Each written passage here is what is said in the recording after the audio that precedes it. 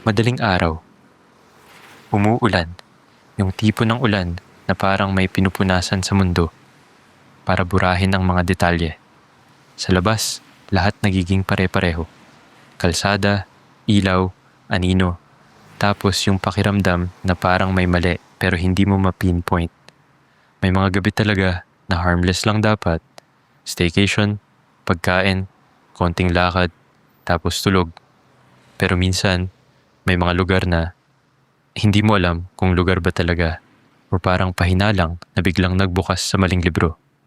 Ito ang kwento ng isang magkasintahan.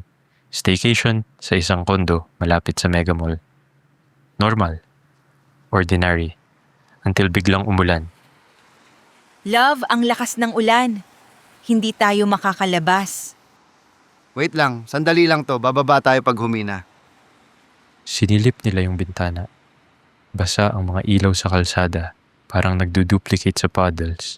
Yung mga sasakyan, dumadaan na parang mga isdang lumulutang sa dilim. May 7-Eleven naman ata sa baba. Doon tayo maghintay. Kape, noodles, kahit ano. Sige, para hindi na tayo ma-stuck dito. Bumaba sila. Sa lobby, malamig.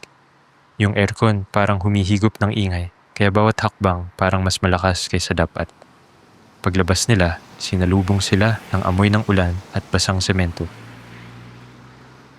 At doon nila nakita. 7-Eleven.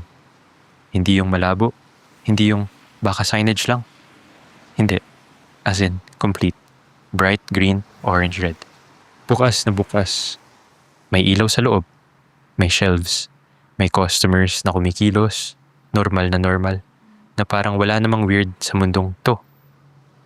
Ayan o, bukas. Sige, bilis. Pero biglang humampas yung ulan.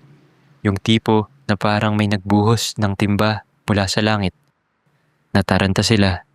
Tumakbo sila, pero imbes na diretso sa 7-Eleven, napalingon si boyfriend sa kabilang side. Jollibee, dun muna tayo, may bubong.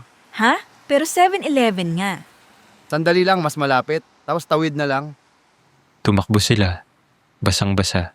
Sa ilalim ng bubong ng Jollibee, humingal sila habang pinapahid ang tubig sa muka. Yung ilaw ng Jollibee, warm, comforting, parang sinasabing, okay lang, normal ang mundo. Pero si girlfriend, iba ang tingin. Parang may iniisip na hindi niya agad masabi. Love, Oh, okay ka lang? kanina, nakita mo rin yung 7-Eleven, di ba? Oo naman, bakit? Parang, sobrang linaw kasi. May cashier pa. Lalaki. Tapos may mga tao sa loob. Oo nga, normal. Pero kahit sinabi niyang normal, may sumabit na maliit na tanong sa isip niya. Yung tipo ng tanong na hindi mo masabi kung bakit biglang lumitaw.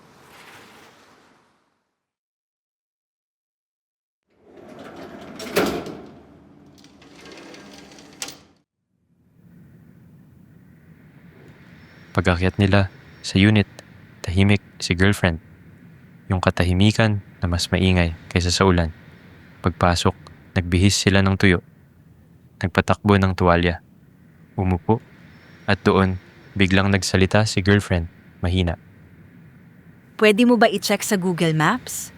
Ang ano, Yung 7-Eleven. Kung nandun talaga. Hindi pa siya natatawa. Hindi rin siya dramatic. Parang nagtetest lang ng reality. Parang may naramdaman siyang glitch. sige, wait. Binuksan niya phone. Google Maps. Tinype niya yung area. Pinindot niya yung convenience store search. At doon nagsimulang lumamig ang kamay niya. Ha? Anong ha? Wala siyang listing. Baka hindi lang updated. Wait, may note dito. Pinindot niya yung result na lumabas na pinakamalapit pero hindi 7-Eleven. Tapos nag-scroll siya. May comments. May closed marker. May lumang review na parang tinamaan ng kalawang. Sabi dito, closed na daw, matagal na. Tumahimik si girlfriend. Hindi siya nag-react agad. Hindi siya sumigaw. Ang nangyari, parang may umupo na bigat sa dibdib niya. Pero, nakita natin. Bukas siya kanina. Baka ibang branch or pop-up or baka mali tayo ng tiningnan. Love, may mga tao sa loob, may cashier. Nakita ko yung uniform, yung ilaw, yung shelves. Baka imagination lang dahil sa ulan. Hindi ako ganon. Hindi ako guni-guni type. At doon pumasok yung pinakamasamang parte ng takot. Yung takot na hindi malakas, kundi tahimik. Yung takot na naghahanap ng logic, pero lahat ng logic tumatalon palayo. Lumipas ang ilang minuto. Tinitignan nila ang isa't isa na parang pareho silang naghihintay, may magsabi ng joke lang, pero wala. Gusto mo bumaba ulit? Ngayon, Oo, tignan natin. Bumaba sila ulit. This time, hindi na ganun kalakas ang ulan. Parang umiiyak na lang ang langit ng paunti-unti. Sa lobby, pareho silang tahimik. Paglabas nila, wala. Walang ilaw, walang signage, walang shelves, wala yung green, orange, red. Ang nandun ay pader. Saradong space. Yung tipo ng space na halatang matagal nang hindi binubuksan. May alikabok sa gilid, may lumang tarp na nakatupi. hindi to. Kanina, nandito yung 7-Eleven, di ba? Lumapit sila. Sinilip ang glass kung meron man. Pero wala. Solid wall. Parang never nagkaroon ng tindahan doon. At habang nakatayo sila, may dumaan na guard. Ma'am sir, okay lang po. May hinahanap po ba kayo? Kuya, may 7-Eleven po ba dito dati? Dati pa po sarado yan. Matagal na. May plano daw dati pero wala na. Bakit po? Kanina po, parang bukas. Sandaling tumigil ang guard. Tumingin siya sa kanila. Hindi nananakot. Pero parang nakakaintindi. Ah, ganon. Ganon? May mga nakakapagsabi talaga minsan. Lalo pag umuulan. Lalo pag gabi. Ano ibig sabihin nun? Hindi ko rin alam, ma'am.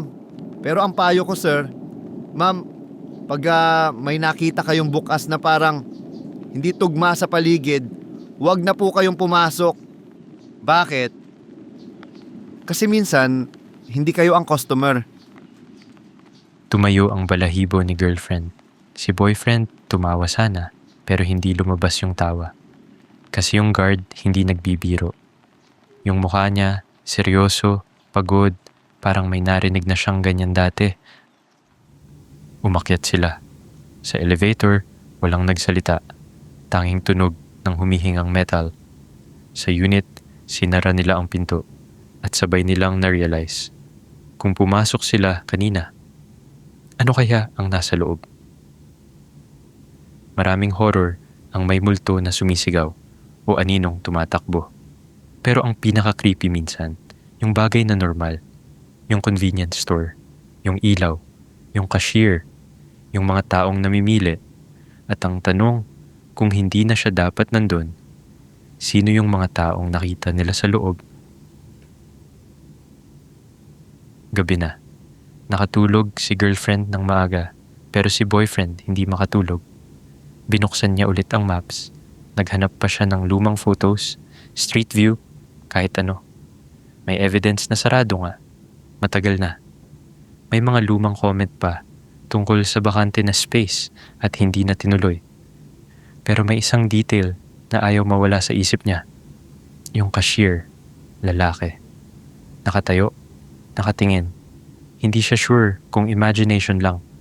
Pero pakiramdam niya, nung tumakbo sila papuntang Jollibee, may split second na lumingon siya at nakita niyang nakatingin sa kanila yung cashier, parang inaabangan kung papasok sila. Hindi galit, hindi nakangiti, kundi parang curious, parang may form na kailangan nilang pirmahan. Bago matulog si boyfriend, nag-message siya sa group chat ng tropa, half joke, half serious. Bro, may nakita kami kanina na 7-Eleven na bukas, pero sabi sa maps sarado na daw matagal na. Tapos pagbalik namin, wala na. Baka Mandela effect yan. Baka glitch sa Matrix. Pre, ingat. May mga phantom places daw talaga. Pag pumasok ka, baka hindi ka na makalabas. Binasa niya yung last message ng ilang beses. Tapos pinatay niya ang phone. Pinikit niya ang mata. sinubukan niyang isipin na pagod lang sila, ulan lang yon, optical illusion lang. Pero sa pagitan ng tulog at gising, may narinig siyang tunog. Isang tunog ng pinto, hindi sa unit, hindi sa hallway. Parang automatic door.